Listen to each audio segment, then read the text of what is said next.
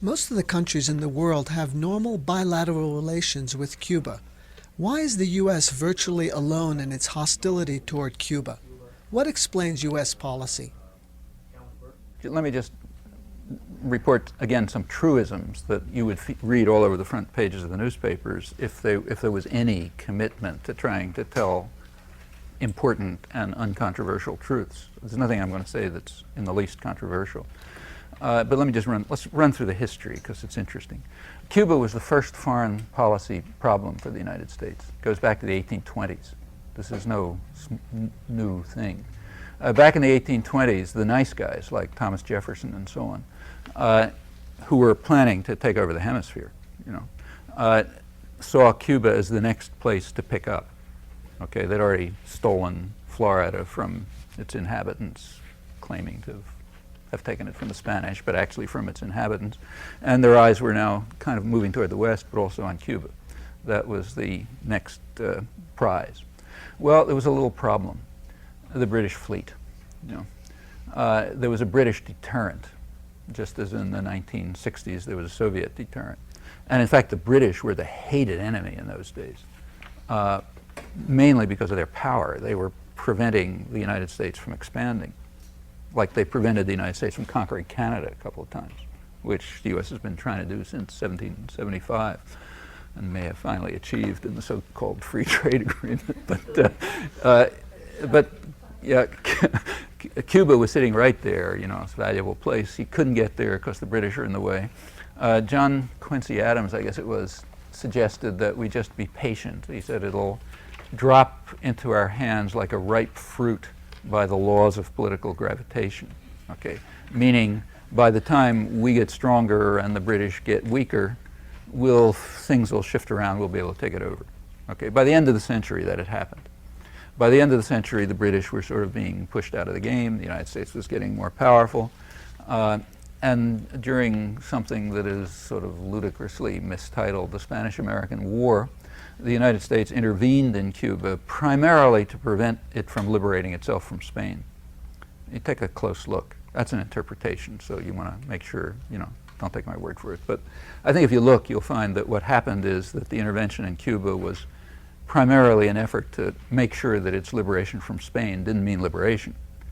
And in fact, Cuba was quickly turned into an American plantation with all kind of restrictions on its options and, bought up by American agribusiness and so on and so forth. When Cuba tried any funny ideas about moving towards independence, it was smashed down. For example, Franklin Roosevelt is famous for the good neighbor policy. We don't intervene anymore in the affairs of our neighbors. Well, take a look at 1934, when Cuba made the mistake of trying to elect a sort of, I guess, moderate social democrat of more or less independent ideas as president. That's going too far. So out.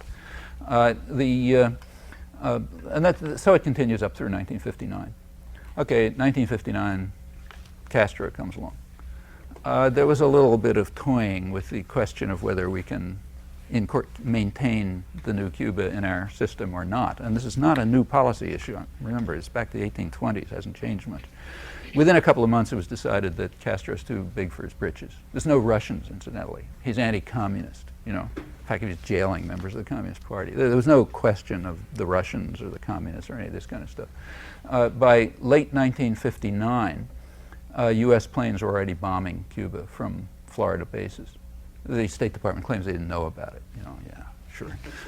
But I mean, try that if, say, Cuban planes bombed the United States, and say, well, the Cubans didn't know about it. But it was happening. In March 1960, the Eisenhower administration made a formal decision. It was secret, but now it's declassified, so you can find out about it. They made the formal decision to overthrow the Cuban government and take it over.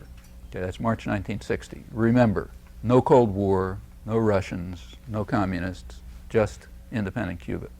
From that point on, March 1960, up until today, Cuba has been subjected to extensive international terrorism, economic strangulation, without an end.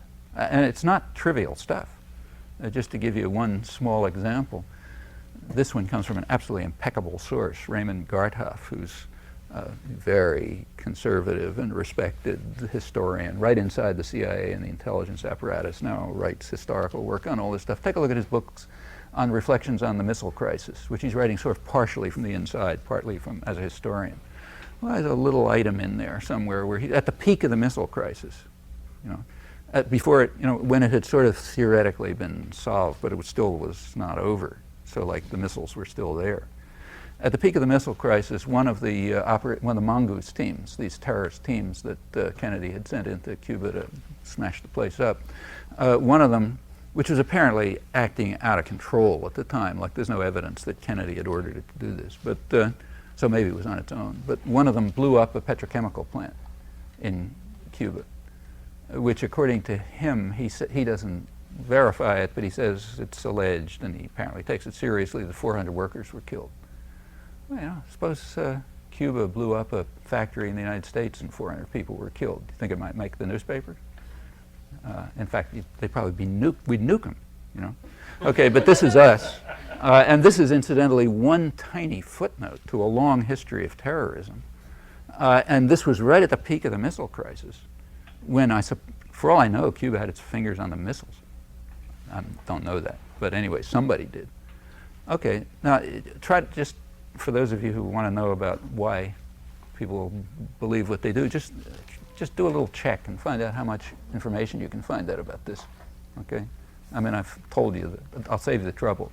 This is it. I've repeated it in probably 20 times in books that nobody would dream of looking at or reviewing and so on. But that's one little item. And then it goes on to poisoning crops and livestock and shooting down fishing boats and strafing hotels and, you know, blowing up airplanes and all sorts of things. Meanwhile, the economic strangulation goes on, okay, permanently.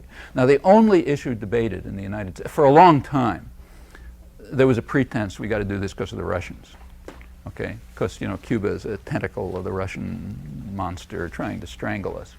I mean, in an intellectually free country, everybody would laugh. In fact, when Kennedy once tried to get the Mexican ambassador to join in some anti-Cuban action back in the early 60s, the Mexican ambassador actually told him, you know, he'd like to do it, but if he announces it in public in Mexico that Cuba's a threat, he said 40 million Mexicans will die laughing, okay? That's basically true. I mean, the idea that Cuba could be a threat even if it's armed by the Russians, I mean, you know, it's as if, I mean, like to try to find, I can't even think of a counterpart, but let's suppose, say, that before the end of the Cold War, Russia had been carrying out massive terrorism against Denmark and strangling the country. Let's imagine it could do that, because it said that Denmark was a threat. Well, you know, Denmark was way more of a threat to Russia than Cuba is to the United States.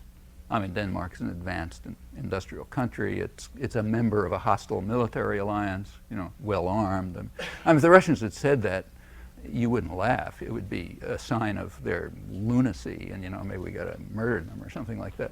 But we say that all the time, and that's okay, because that's us. You know, we're properly indoctrinated. To judge how much of a Russian threat it was, bear in mind that the formal decision to overthrow the government was taken in March 1960 when there's no Russians, okay? And it continues under the pretext of a Russian threat as long as the Russians were around. And then what happened when the Russians disappeared? Okay, so November 1989, Berlin Wall falls, no more Russians. What happened to Cuba? I mean, if the story of the last 30 years that we hear from Arthur Schlesinger and everyone was true, well, we should have welcomed Cuba with open arms. No more tentacles of the Russians. Is that what happened? No. We drew the noose tighter. Okay, all of a sudden, it wasn't because the Russians were a threat, it was because we love democracy so much, as you can easily demonstrate by looking at what we do around the world. Okay, but and if you take a look at the educated classes, they didn't skip a beat. From one day to the next, it's defending ourselves against the Russian threat to loving democracy, okay, with this history out in the open. Now, that's a real achievement. I doubt that a totalitarian state could achieve anything like that. Anyhow, up until now, it's, well, we love democracy so much. And then the only question is, well, what's the best way to achieve democracy? Is it to help